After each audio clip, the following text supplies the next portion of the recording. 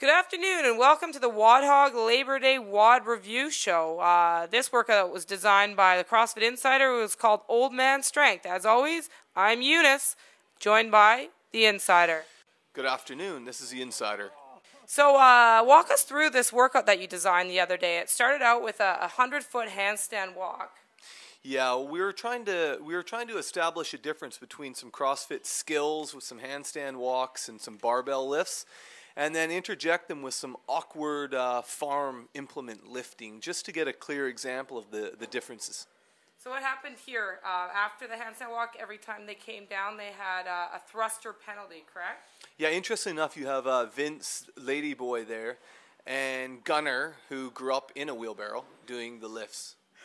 This was, of course, followed by the first of many 200-meter pail runs. You could really never get away from the pail carry, despite how hard you tried. Alec was completely bewildered by most movements in the entire workout. After the clean and jerks, there was 10 of them. It's another 200-meter wheelbarrow carry after you've loaded your wheelbarrow. Yeah, No Tone actually had his gut in the wheelbarrow at one point, and then he brought it out and did the workout properly. You totally cheated with that wheelbarrow, by the way. 10 clean and jerks with the wheelbarrow. No, fuck you. Followed by another 200-meter pail carry, followed by 10 135-pound thrusters. We're getting to the end here now. One last 200-meter pail carry. This made 800 meters so far. 10 pail thrusters. These were not fun. And the end, 200-meter sprint home. So let's take a look at some of the highlights here. Chris Lebs, the 2010 Olympic bronze medalist, managed to acquire a new nickname during the workout, didn't he? Yeah, he certainly did. He reminded me of a young Nigerian water mule bringing water back to the village.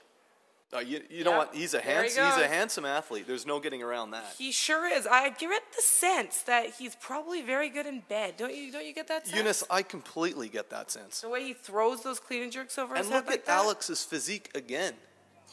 There's the bewildered on the handstand walk. He physical beast, totally bewildered by simple tasks. Here he was taking total advantage of our free healthcare system while he recklessly dropped the wheelbarrow onto his back. You wouldn't catch him doing that in Florida. Free doctors will make people do the stupidest things. Oh, gruesome. I don't think he's ever done any labor in his entire life. Moving on to the Iron Sheik now. What to say about Zoolander on steroids? Derek Zoolander. Yes, I think he came in at about an hour and 35 minutes for this workout, but he did manage to complete it. So this was No Tone 2 weeks ago, the winner of the Worst Hair Award. So it was a big win for him in and of itself that he got a haircut for this workout. Some weight. Did he gain weight or did he get a haircut? I think, what did he do there?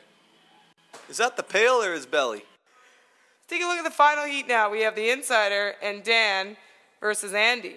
It was quite the heat. Kira's an ex-gymnast. She refused to fall while I barreled into her on the handstand walk. Oh, there you go.